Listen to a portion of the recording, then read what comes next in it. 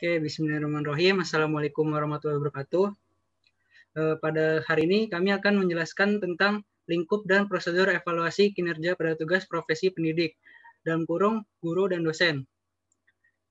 Kelompok kami beranggotakan Alwan Putra dengan NIM 15026190035. Kemudian Rizky Septian Kusuma dengan NIM 15026190036. Kemudian dengan Muhammad Rifki Abdillah, yaitu saya, dengan NIM 15026190009. Kemudian ada Andri Rawan dengan NIM 15026190001. Oke, pertama kita bahas tentang pendahuluannya. Pertama, latar belakang. Di dalam dunia pendidikan ada yang dinamakan tenaga pendidik. Pendidik dalam hal ini itu meliputi guru ataupun dosen. Pendidik memiliki arti luas, yaitu orang-orang yang memiliki kewajiban untuk mendidik anak didiknya. Kemudian, apa saja rumusan masalah yang akan kita bahas? Pertama, apa yang dimaksud dari ruang lingkup pengelola tenaga pendidik? Kemudian, bagaimana dengan ruang lingkup guru dan dosen? Kemudian, apa pemahaman dari evaluasi bagi tenaga pendidik? Kemudian, tujuan dari masalahnya ini adalah mengetahui tentang ruang lingkup tenaga pendidik. Kemudian, memahami batas ruang lingkup guru dan dosen, dan memahami evaluasi yang ada pada guru dan dosen. Kemudian, kita akan membahas tentang materi ini di slide selanjutnya. Ya, yang pertama ada ruang lingkup pengelolaan tenaga pendidik. Rekrutmen. Rekrutmen pendidik dan tenaga kependidikan terdiri dari seleksi, orientasi, dan penempatan untuk mendapatkan tenaga kependidikan dan pendidik yang berkualitas serta memenuhi prinsip the right man of the right place, maka dilakukan kegiatan perekrutan yang diawali dengan kegiatan seleksi, dilanjutkan dengan kegiatan orientasi dan penempatan.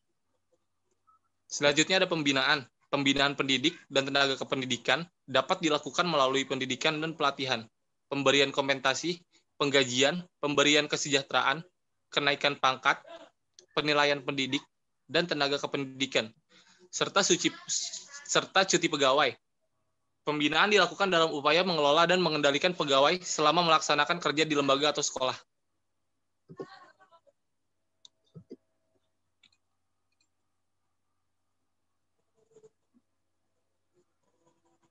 Di dalam pembinaan, itu ada pendidikan dan pelatihan. Pendidikan dan pelatihan merupakan upaya peningkatan pegawai agar lebih berkualitas kinerjanya.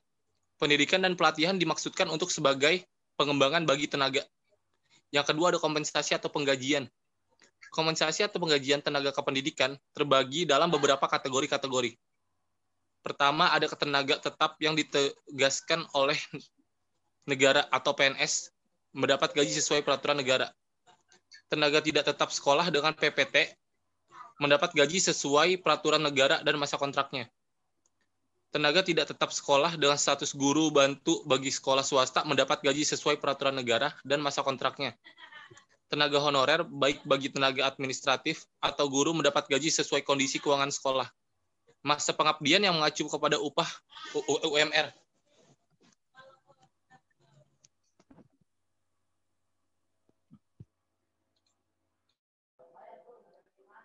Oke, baik. Kita langsung masuk ke nomor yang 3, yaitu ada tunjangan dan kesejahteraan. Tunjangan dan kesejahteraan bagi tenaga kependidikan dimaksudkan untuk meningkatkan semangat kerja, rasa aman dan nyaman, sehingga membuat pegawai betah dan menghasilkan ide yang tinggi. Tunjangan tersebut dapat berupa tunjangan yang langsung dibayar dalam bentuk uang, ada pula dalam bentuk lain, seperti asuransi. Adapun tunjangan tersebut diperuntukkan sebagai tunjangan keluarga, kesehatan, tunjangan pangan, jabatan, dan lain-lain. Bagi PNS diberikan tunjangan sebagai berikut. Yaitu yang pertama ada tunjangan keluarga, tunjangan pangan, tunjangan jabatan, tunjangan lain-lain, taspen, asuransi kesehatan, dan juga koperasi.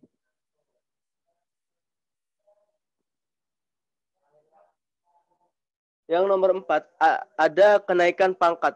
Jadi kenaikan pangkat adalah penghargaan yang diberikan pemerintah atas pengabdian dari PNS yang bersangkutan terhadap negara. Kenaikan pangkat ditetapkan setiap tanggal 1 April dan 1 Oktober setiap tahunnya. Yang kelima, ada kualifikasi dan kompetensi guru. Kualifikasi guru adalah persyaratan minimal yang harus dimiliki oleh guru. Kualifikasi ini untuk masing-masing satuan sebagai berikut. Ada kualifikasi guru, kompetensi pedagogik, kompetensi kepribadian, kompetensi sosial, dan juga kompetensi profesional.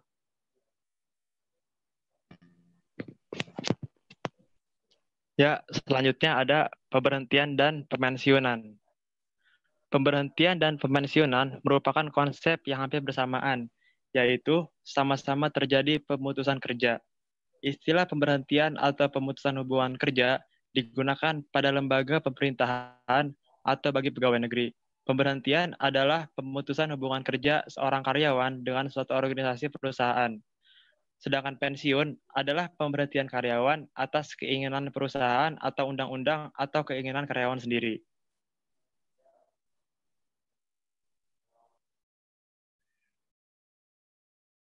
Selanjutnya itu ruang lingkup guru dan dosen. Yang pertama, guru. Dalam Undang-Undang Nomor 20 Tahun 2003 tentang Sisdiknas, Undang-Undang Nomor 14 Tahun 2005 tentang guru dan dosen, Peraturan Pemerintah Nomor 74 Tahun 2008 tentang guru mendeskripsikan guru sebagai pendidik profesional dengan tugas utama mendidik, mengajar, membimbing, mengarahkan, melatih, menilai, dan mengevaluasi peserta didik pada pendidikan anak usia dini, jalur pendidikan formal, pendidikan dasar, dan pendidikan menengah. Selanjutnya itu dosen. Dalam Undang-Undang Nomor 20 Tahun 2003 tentang Sisdiknas, Undang-Undang Nomor 14 Tahun 2005 tentang guru dan dosen, Peraturan Pemerintah Nomor 37 Tahun 2009 tentang dosen, mendefinisikan dosen sebagai pendidik profesional dan ilmuwan dengan tugas utama mentransformasikan, mengembangkan, dan menyebarluaskan ilmu pengetahuan, teknologi, dan seni melalui pendidikan, penelitian, dan pengabdian kepada masyarakat.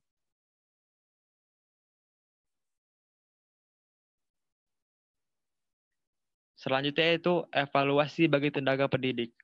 Yang pertama ada pengertian dan manfaat evaluasi tenaga pendidik. Evaluasi dan penilaian tenaga pendidik dan kependidikan merupakan suatu proses penilaian atau pembinaan sang pendidik. Evaluasi sendiri mempunyai arti secara singkat, yaitu sebagai proses mengumpulkan informasi untuk mengetahui pencapaian belajar kelas atau kelompok. Yang kedua, ada strategi dalam penerapan evaluasi. Secara umum, ada beberapa langkah strategi yang dapat diimplementasikan dalam upaya mengembangkan profesionalisme tenaga pendidik dan kependidikan. Strategi tersebut diantaranya adalah sebagai berikut.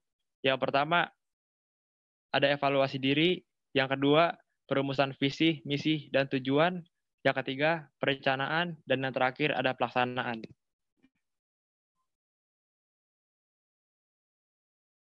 Baik, itu saja yang dapat kami sampaikan. Kurang lebih mohon maaf. Salam hangat dari kami. Wassalamualaikum warahmatullahi wabarakatuh.